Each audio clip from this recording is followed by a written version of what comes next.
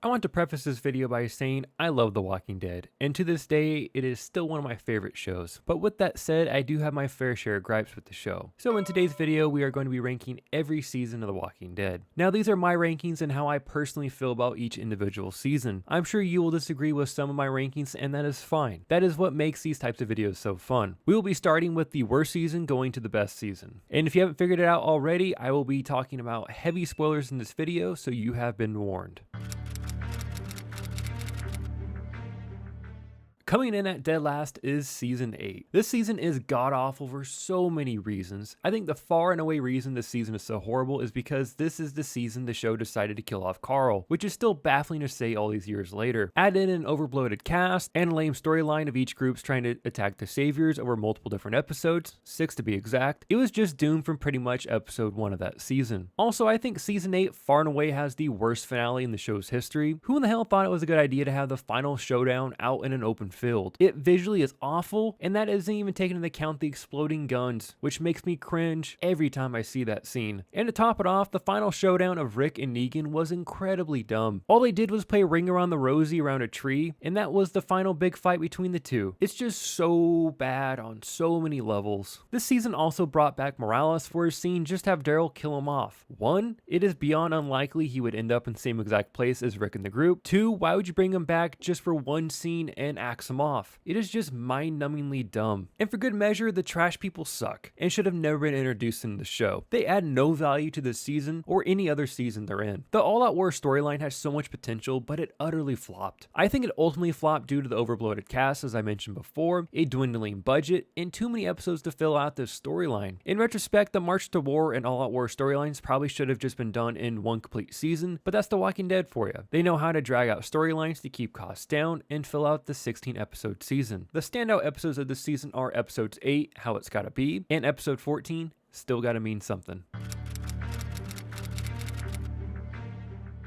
Coming in at number 10 is the final season of the show, which is season 11. Oh boy, does this season do a whole lot without doing a whole lot. You could delete the first 9 episodes of this season, and I don't think it'd matter one little bit. The Reaper storyline was probably the biggest waste of time in the show's history, and that is truly saying something. It is just another case of the show having to drag out the little bit of interesting story that they do have to fill out the season episode count, which is 24 episodes by the way this season. I appreciate the thought behind it, since it was the final season of the show, but 24 episodes was just way too many episodes for this show in its final season. This season was just so unfocused on what was really important, and they tried to bring in too many different elements at the end. The Reaper arc, variant zombies, other well-formed groups that just so happened to be existing incredibly close to the Commonwealth for all these years, and the list goes on. The one thing I genuinely enjoyed about this season was seeing Sebastian Milton get eaten. That was truly awesome and a good deviation from the comic book. Circling back to the variant zombies, I still think this was an incredibly idiotic decision. Why are you introducing variant zombies so late in the game? It just makes no sense to me. Look, I get it. Season 1 had more nimble and slightly, and I mean slightly more intelligent walkers. But after that, the show had 10 seasons of what the status quo was, and boom, all of a sudden these variants crop up with no real explanation. And before anyone yells at me in the comments, I understand that they set up variant zombies in some sort of way in World Beyond, but that show sucks, so I really don't care what they decided to do on that show. Introducing variant walkers kind of breaks the show in some ways, but at this point the powers that be that run the show don't really care. So why should I? They just want to milk the show for all it's worth at this point and the brand as a whole, and they just cross their fingers and hope that people like these nitwit ideas. And since this is the final season of the show, I guess we have to talk about the series finale. I know some people have really ripped into the series finale online, but truly, I'm not one of those people. I don't love it by any means, but I also don't hate it. I think the finale is good enough. I think it does what it needs to do and sends everyone off with a happy enough conclusion. The major characters getting spin-offs right away does take away from the finale a little bit, but at this point, I didn't really mind all that much. I was also very pleased that we did get to see Rick and Michonne in the finale. I understand that they didn't meet back up with the group or anything like that, but at least they were physically in the finale, and at this point, I'll take what I can get. The standout episodes of this season are episodes 18, A New Deal,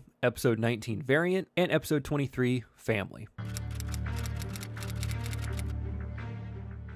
Coming in at number 9 is Season 10. Season 10 has some pretty decent moments, but again, the overall story was hurt because they drug out the Whisper storyline throughout the entire season. I personally think the Whisper storyline should have been wrapped up by the mid-season finale of Season 10. Don't get me wrong, seeing Negan as a Whisper was a ton of fun, but that really only gets you so far. A few episodes into Season 10, I just really started to feel like the show was really starting to miss Rick and Carl. In the comic book, the Whisper arc was the last great arc the book had, so I guess I was just thinking of that while watching this season. Also, it was very apparent how much the show had deviated from the comic book at this point, since the Whisper arc was so dependent on Carl and Rick. You can try and replace those two all you want, but there really is only ever one Rick and Carl. In Season 10, we also saw the departure of Michonne from the show, which was a real blow to the main cast. No offense to the C-level characters, but they shouldn't be thrust into B or A character status due to all the other characters leaving or being killed off in ridiculous ways. To make it even worse, Michonne's last episode wasn't even that good. She gets drugged for most of the episode, finds Rick's boots, and immediately leaves. Like, I get it, but don't you think you should go back and see your kids first and let everyone know that you have to go look for the man you love? Also, don't you think Daryl would like to know? The man spent half a decade looking for Rick. He, more than anyone, deserves to know that he survived the blast off the bridge and was taken somewhere. There's only so much hand waving that can be done with some of these issues. Eventually, too many things stack up and you just have to roll your eyes. I also think I have to mention that the season was also affected by the pandemic, and the true finale for the season, that being episode 16, didn't air until 5 months after the penultimate episode aired in early April. Also, the finale was fine. I can't say it was worth the 5-month wait, but it was fine. Season 10 also saw 6 additional episodes tagged on to the season to work as filler as they were trying to figure out the pandemic. The add-on episodes all suck to varying degrees, except for Here's Negan. That is a damn good episode and blows all the other add-on episodes out of the water. That also reminds me, we see Maggie return to the show this season. I believe she shows up for the first time in episode 16, and I can't say she brings all that much to the show in her return. Lauren Cohan originally left the show in early season 9 to pursue her own show, which flopped. I just wish Maggie's return brought more oomph back to the show, but it really didn't. All it displayed to me is that she's an awful leader, and with her leaving got a lot of people killed. I also can't stand how she claims to be such a good leader through exposition throughout the remainder of the show, but we never actually see her lead anything. Nothing more than a small group of people at best. I don't know, maybe I'm off on this, but her character just grew incredibly stagnant after Glenn died, and the writers just stopped making her a 3-dimensional character. Ultimately, season 10 had some pretty decent moments, but that was also met with some pretty floundering moments too. I will give season 10 this though. It provided me with my favorite Negan quote throughout his whole run on the show, and I quote, "If you don't protect what belongs to you, then sooner or later it belongs to someone else. That goes for your land, your wallet, your home, your country, everything. It is your job as a man to protect it. It is the story of America, the story of the whole goddamn world, and ain't nothing changing it." Negan, season 10, episode 3. The standout episodes from the season are episode 5, What Is Always Is, episode 12, Walk With Us, and episode 22, Here's Negan. Coming in at number 8 is Season 7. Season 7 is such a mixed bag for me. It is definitely the start of the show's decline for a plethora of reasons, but it also has some standout moments. Before I dig into Season 7, I will say that this season is much better if you're able to binge watch it, because back when it was being released week to week, this season was aggravatingly slow, and you go weeks without seeing your favorite characters. Also, seeing the main group beaten down for half a season gets old quite quickly. I know the writers wanted the audience to feel the sense of doom being underneath Negan's thumb, but damn, it just dragged on for way too long. The pacing was just way too slow. The comic handled the story arc so much better, and Rick was never emotionally beaten into submission like he was in the show. The premiere of the season is some of the best suspense a show has ever created. I know it's piggybacked off the cliffhanger in season 6, we'll touch on that in a bit. That aside, this episode is terrific. Every member of the cast was giving it their all in this episode, and it truly does show. Andrew Lincoln should have won some type of award for his performance in this episode. Also, Negan is never more menacing than he is in this episode. It is just incredible. Now on to the controversy. In the premiere, we don't lose just one main character, we lose two. Losing Abraham and Glenn in one fell swoop was ballsy, but ultimately unnecessary in my opinion. One should definitely die in the situation, but both? I still need some more convincing on that one still to this day. I would love to see either Glenn or Abraham in a post-lineup world and see the reactions to what is happening all around them, with them, all intents and purposes, losing to the saviors. I'll be a bit of a comic loyalist and say Glenn probably should die here. He was the moral compass of the group and a bigger emotional hit for the group and the audience. Abraham would have been fascinating to see in a post-lineup world. He would have been ready for war immediately, and that was probably the kick in the ass that Rick needed right from the jump. Having Abe live past his comic death, I was optimistic that they had a greater plan in mind for him. Instead, he survives a few more episodes,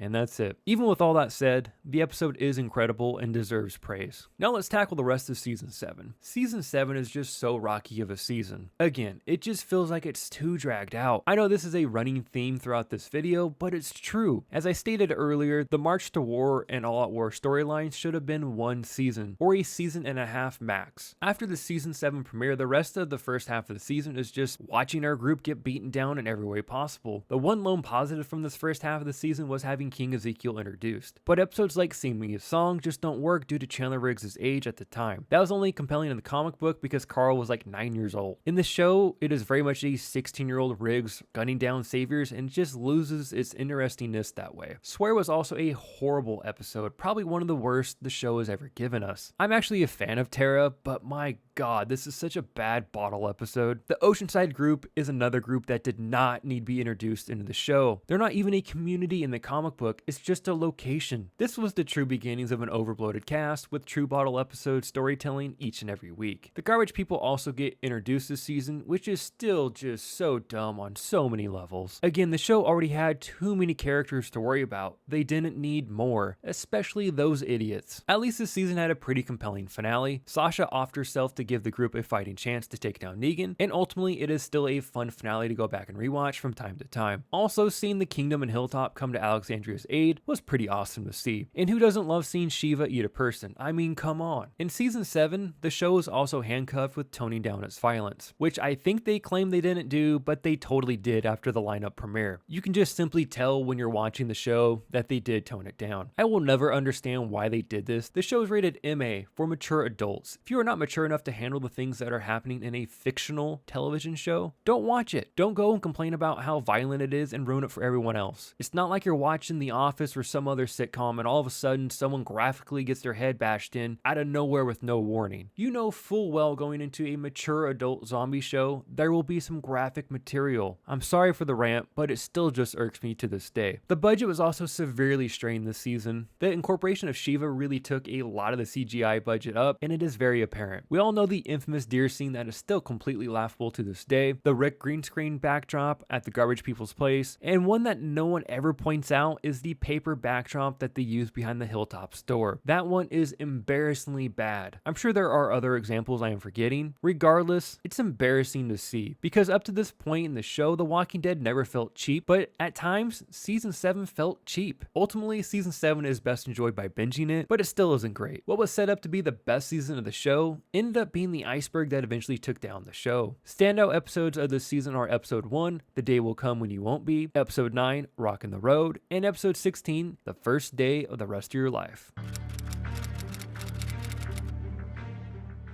Coming in at number 7 is Season 9. Coming off the lackluster Season 7 and horrible Season 8, Season 9 was a breath of fresh air. Season 9 had an 18-month time jump to start off the season. From that time jump, we see that the main communities have been able to rebuild and prosper, all while trying their best to include the Sanctuary and the Saviors. And of course, there is conflict from having the Saviors join the core communities. The first 4 episodes are solid episodes of The Walking Dead and provided us with a nice little soft reset after the war. And as most of you know, Episode 5 of Season 9 is where Rick Grimes departs from the show. As much as it sucked that he left the show, his final episode was tremendous. They handled this departure the best you could, and all the cameos and callbacks were just icing on the cake. My only little gripe with that episode is that Rick should have seen Glenn or Carl on top of the pile of bodies instead of Sasha. Either way, Rick's last episode was a hell of a way to go out. I also must add this was Maggie's last episode until she returns later in Season 10. After Rick's departure, we truly start the new beginning arc, where we see the show jump ahead another 6 years. This is right around the time where The Walking Dead started to play very fast and loose with its timeline. But regardless, we see an aged up Judith for the first time after the time jump, and over the coming episodes, this is when the Whisperers first get introduced, and I can genuinely say their introduction was handled very well. Even as a comic reader, they genuinely were able to make the Whisperers creepy. In fact, so creepy and sneaky that a Whisper actually kills Jesus in the mid-season finale. For comic book readers, this was a complete shock. But I didn't mind the death, since Jesus was severely underutilized in the show, and it created a sense of anyone might be able to die again, which was nice to see. The pacing of the season was also incredible. No real fluff or filler, and nothing feels dragged out. Probably because they only had to write 11 episodes of the Whisper content instead of the grueling 16. Plain and simple, all of the seasons should have been paced like season 9. Daryl and Beta duking it out in Choke Point was without a doubt a season highlight. At this time, we were able to see Daryl and Connie start to develop a friendship, and it was nice to see Daryl actually have to go out of his way to emote and communicate with another human being, since he was pretty much on autopilot in season 7 and season 8. The penultimate episode of this season is genuinely one of the last great episodes of The Walking Dead. They did the iconic comic book Pike scene justice, maybe even better. It of course was a bit different than the comic books, but it still had the same impact on the group. The finale of the season is pretty weak overall, but I'll let it slide since the episode before is so good, and we finally get to see Snow in the finale. Seeing Snow in the show after all this time was a sight for sore eyes. It was a creative way to show that the group doesn't just exist from late spring to mid-fall, and that they actually have to survive through winter too. Without a doubt, season 9 was a return to form for The Walking Dead and provided fans with a much needed breath of fresh air. Angela King, the showrunner for season 9, is in large part to thank for the revitalization of the show. She is not perfect by any means, but she was able to craft a compelling and well-paced story, all while losing Andrew Lincoln and Lauren Cohan in season 9. She really leaned on Michonne, Carol, and Daryl this season, but that's why they're there. We want to see our favorite characters, and we were finally able to get that again on a consistent basis in season 9. Standout episodes from this season are episode 5, What Comes After, episode 8, Evolution, episode 13, Choke Point, and episode 15, The Calm Before.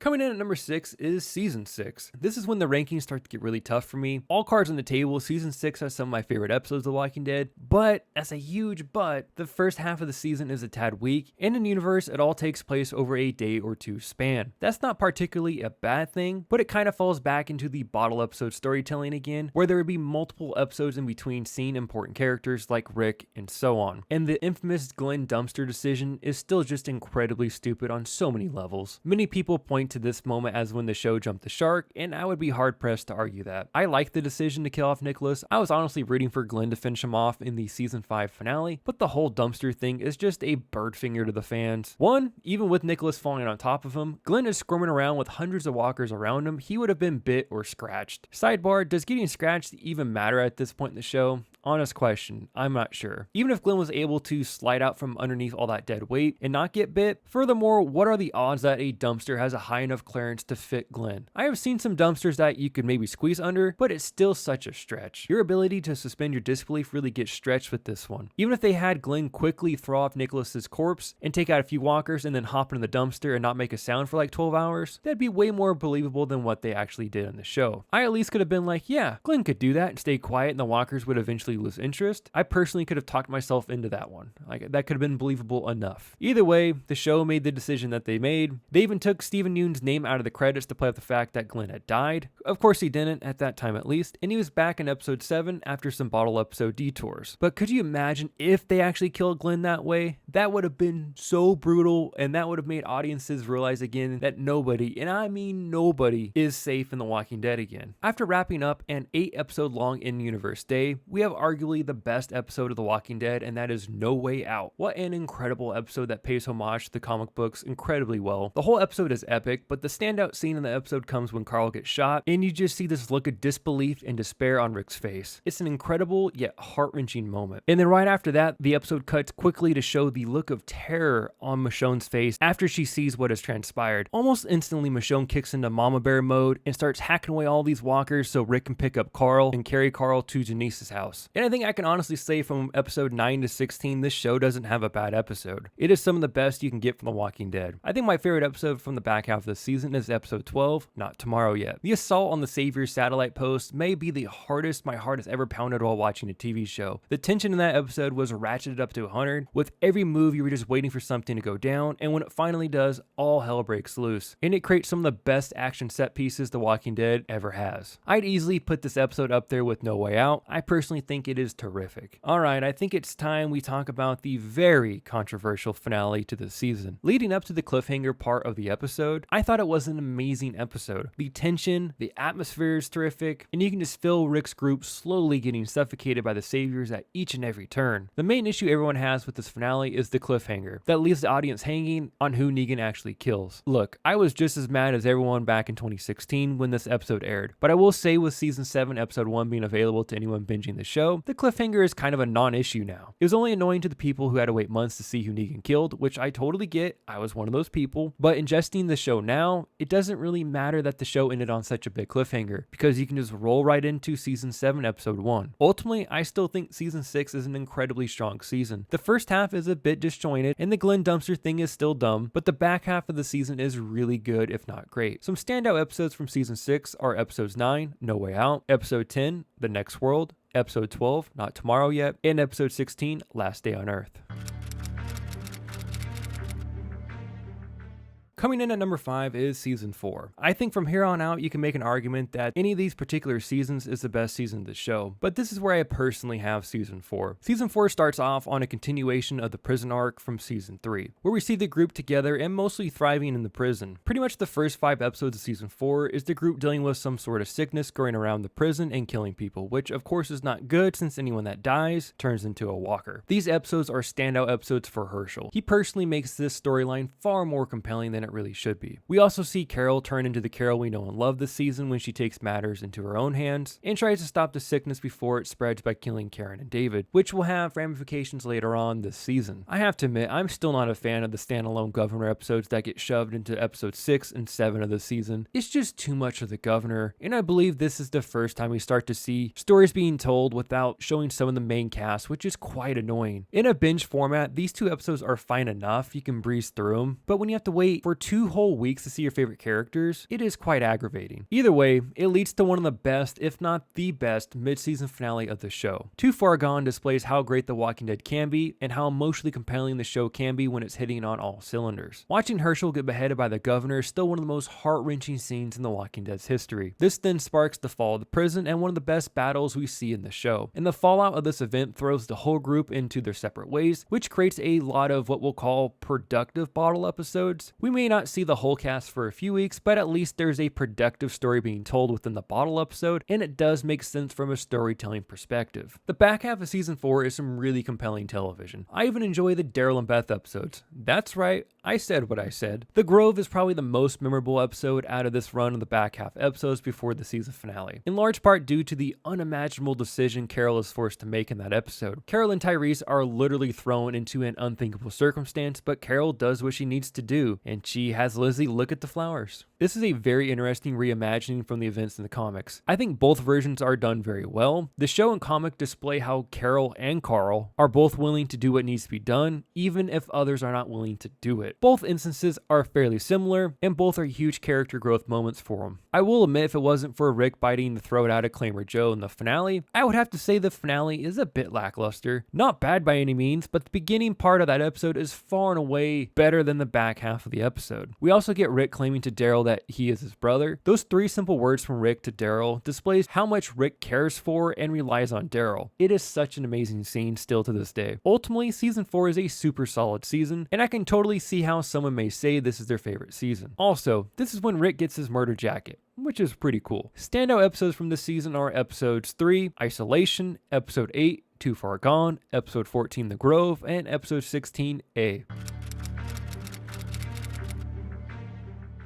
Coming in at number 4 is Season 5. Season 5 is where we see Rick and the group at its most vicious, which creates some of the best moments the show has to offer. The season picks up right where Season 4 left off. The cannibals of Terminus are just about to slaughter Rick, Daryl, Glenn, and Bob when Carol starts blowing up the place and all hell breaks loose. This sparks off one of the best Rick killing montages the show has to offer. It is some incredible action. Of course, they all make it out and are back on the road trying to find safe harbor somewhere, and what do you know? This is when Father Gabriel gets introduced in the show, which honestly, who would have thought that that guy would have made it all the way to the end of the show? But he did, and ended up being pretty awesome by the end of things. Rick keeps his promise to Gareth in episode 3, 4 walls and a roof, and takes him out with his red-handled machete, and the rest of Gareth's people get dealt with very swiftly. We then see our group actually go back to the city of Atlanta for the first time since season 1, and it was awesome to see again. This was mainly tied to the Best storyline, but it was a creative way to get Rick's group back to the city finale. Most of the episodes of the first half of season 5 are quite action-packed and always have something compelling going on. The mid-season finale is a stunner. Every time I see it to this day, I am still shocked they killed Beth in the way that they did. The look on Daryl's face when he sees what happened and immediately kills Dawn just gets me every time. It's also just as heartbreaking that Maggie was so close to seeing her sister again. But anyways, the show comes back for its mid-season premiere, ready to give the audience some time to breathe and process what just happened to Beth, and psych. In what initially felt like a meaningless episode, Tyrese gets bit and dies in that episode. It is just another heartbreaking and emotionally charged episode, especially the end of the episode when they are trying to save Tyrese. The Walking Dead used to have some balls, man. I will give them that. Losing two main characters back to back like that is just an absolute gut punch. The group is out on the road for the majority of the season, all the way until episode 12. After the group gets to Alexandria, the season does slow down a little bit. It takes a bit of time for the turmoil to heat up in Alexandria, but once it does, it's a powder keg. Rick famously, or infamously, beats the hell out of Pete in the middle of the street. Still a great scene, by the way. The finale, even though it isn't heavy on action, it is quite emotionally compelling. The end of the episode, when everyone is around the fire talking about Rick, is just great, and I will always love when Rick just shows up out of nowhere with the dead walker over his shoulder with the biggest F you look a man could have, and then proceeds to give one of his best speeches to the Alexandrians. Then of course Pete steals Michonne's katana and slices Reg's throat with it, and that is when Diana finally gives in to Rick and tells him to do it. And Rick puts one in Pete's dome without any hesitation. It is truly an incredible scene. All while this is happening, Daryl and Aaron show back up with Morgan, who has been looking for Rick all season long, and Morgan sees Rick murder this dude with an astonished look on his face and just utters,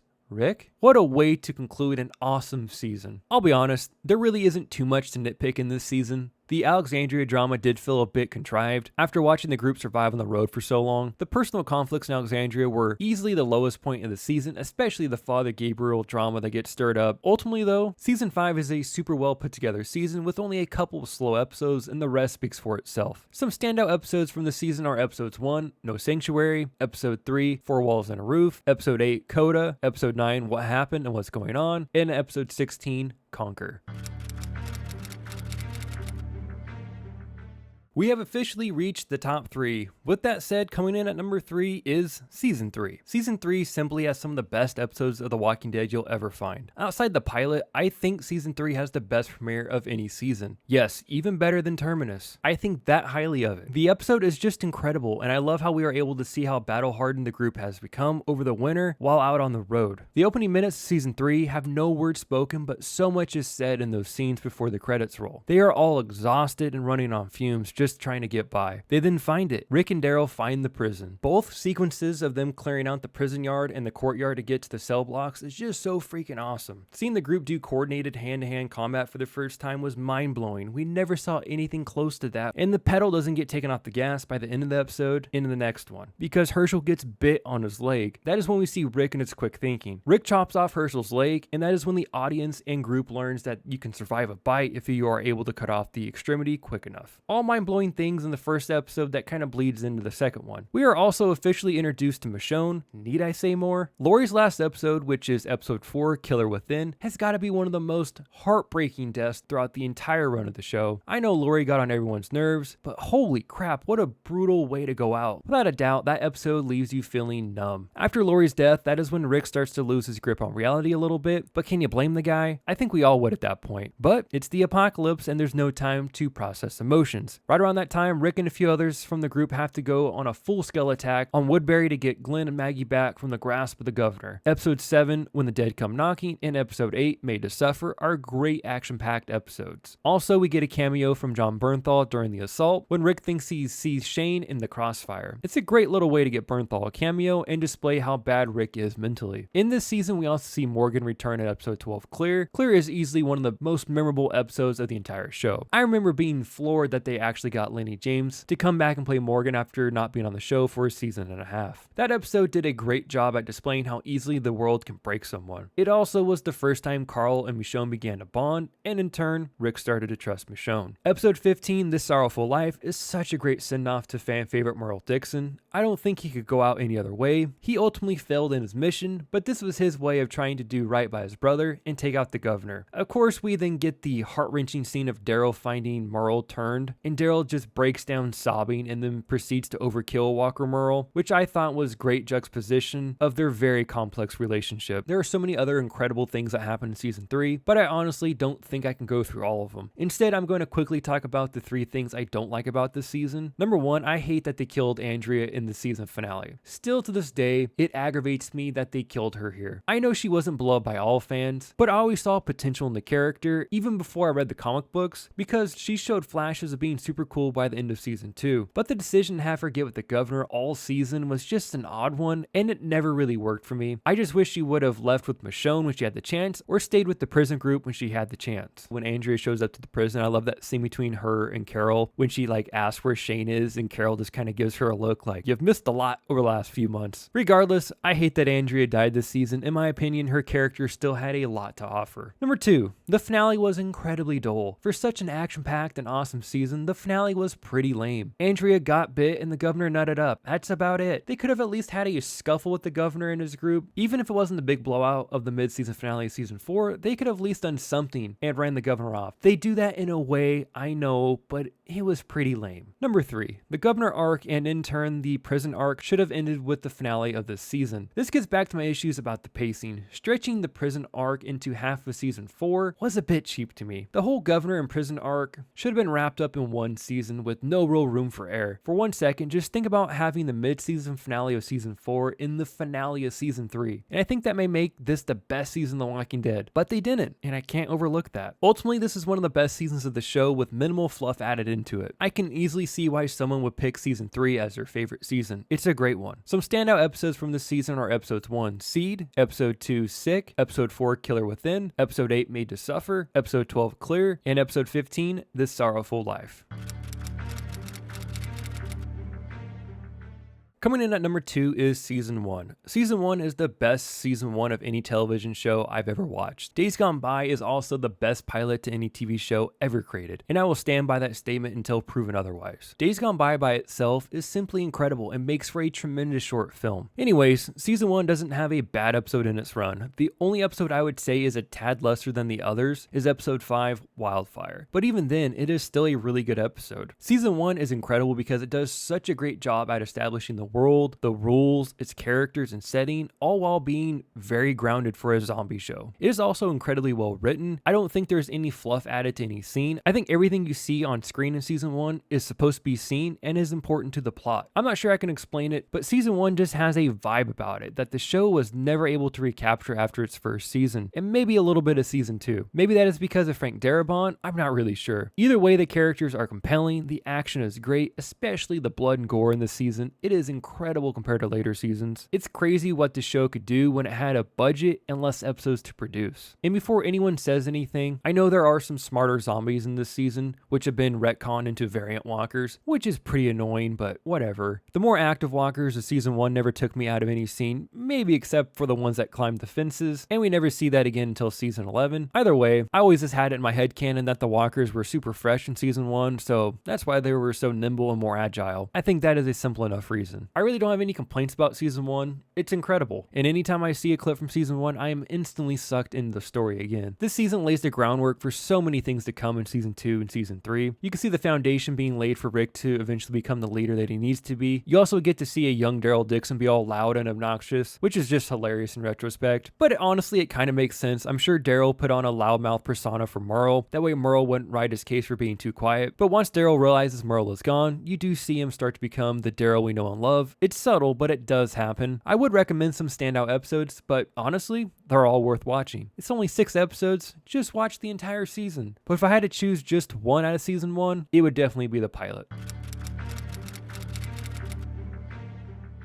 We have officially reached number 1 on my list, that very obviously being season 2. Look, season 2 is not everyone's cup of tea, and I get it, but I freaking love season 2. From start to finish, I find this season to be the most grounded and compelling season of the show. All of the characters in this season grow tremendously, along with the audience being able to see how this world is evolving each and every day. The farm almost lulls you into a sense of normalcy until something crazy pops off. This season literally starts off with a bang and ends with one too, and everything in between is just pure gold gold in my opinion. Season 2 is when I truly fell in love with The Walking Dead and the story it was trying to tell. From Sophia going missing and all the turmoil that puts on the group, to Carl being shot, to Rick and Shane's friendship decaying away, to Glenn falling in love with Maggie, to Daryl coming into his own and truly becoming Rick's right-hand man, to Lori getting pregnant, and the list goes on. The storylines in this season were incredibly compelling. Another little sidebar here, I do have to give a huge shout out to my mom. If it wasn't for her, I'm not sure I would have discovered this show as early as I did. It was just by happenstance that my mom was flipping through the channels back in 2011 and she came across a re-airing of episode 3, Save the Last One. She just turned it there for a quick moment and she was instantly hooked. Her seeing Save the Last One inspired her to go out and buy season 1 soon after, and after she bought it, we both binged season 1 together and quickly caught up to where season 2 was currently airing, and we both have been hooked on The Walking Dead ever since then. Seeing Carl get shot in episode 2, Bloodletting, startled the hell out of me when I first saw it. I didn't imagine in my wildest dreams that Carl was going to get shot there. But he did. Oh man, and then the next scene of Rick carrying Carl across the field to Herschel's and Save the Last One just pulls my heartstrings every single time. It's so simple, yet incredible. This also sets up the last scene where Rick and Shane are genuinely there for one another. Shane wipes the blood off Rick's face and helps him calm down. That scene does a great job at showing that these two men were truly brothers once, and at that time there still is love for one another, just very deep down. That is kind of further displayed when Shane goes on that run with Otis to get a breathing tube at the high school. Now, did Shane have to kill Otis? No, I don't think he did. But did he kill Otis to save Carl? I think in Shane's mind, he definitely did it for that reason. His ankle was also busted up pretty bad too. It's definitely one of those morally gray questions The Walking Dead makes you ask yourself on what you do in that situation. Either way, Shane gets the breathing tube back and you can tell Rick is genuinely thankful to Shane at that moment. Again, all these moments are fleeting, but they are still there at this point in the season. Fast forwarding to episode 7, which is probably the most iconic episode of The Walking Dead, that episode being pretty much dead already. Shane nuts up and releases all the walkers out of the barn, and they dispatch all the walkers. Then one lone walker comes stumbling out of the barn. That lone walker is Sophia. What an absolute come to Jesus moment for the entire group, which has been spending days, if not weeks, looking for her, and this whole time her walker self was in the barn. Of course, this sets up Rick to truly declare himself as the leader of the group, since he is the only one to step up in front of everyone and put Sophia down. What an incredible moment and episode. From that episode until the end of the season, every episode is fantastic. You go from Pretty Much Dead Already, to Nebraska, to Triggerfinger, to 18 Miles Out, to Judge, Jury, Executioner, to Better Angels, and finally, Besides the Dying Fire. It's just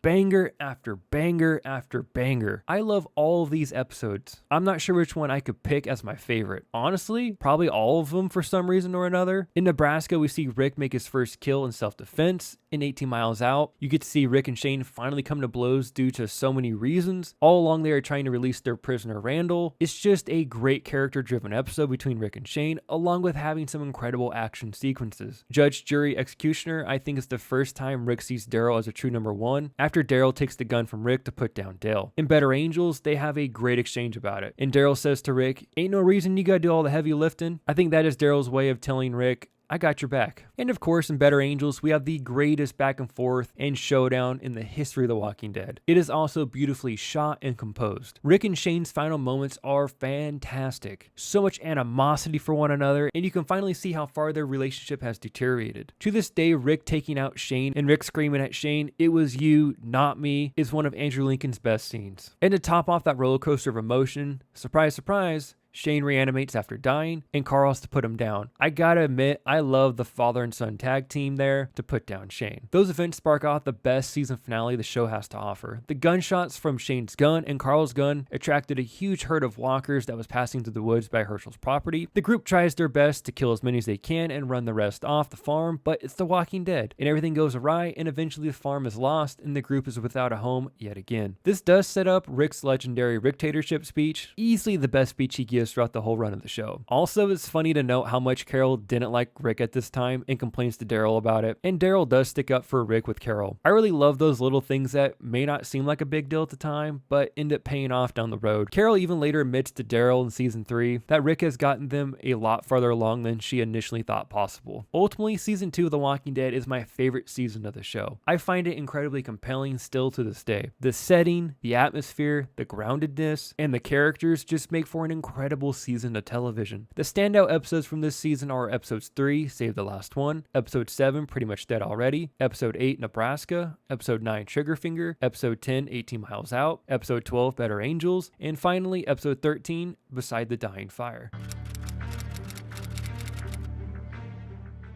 I really hope you enjoyed listening to all the comprehensive reasons why I ranked the seasons the way that I did. The script for this video is over 9,100 words and 25 pages long. The Walking Dead will continue to be one of my favorite shows, even if I have to complain about it from time to time. Even with the issues I have with the show, it has still provided me with some of my favorite moments in television history. With that said, what are your rankings? Let me know down in the comment section below, and while you're down there, if you can like the video and subscribe to the channel, that'd be greatly appreciated. Until next time guys, everyone have a great day. Thanks for watching.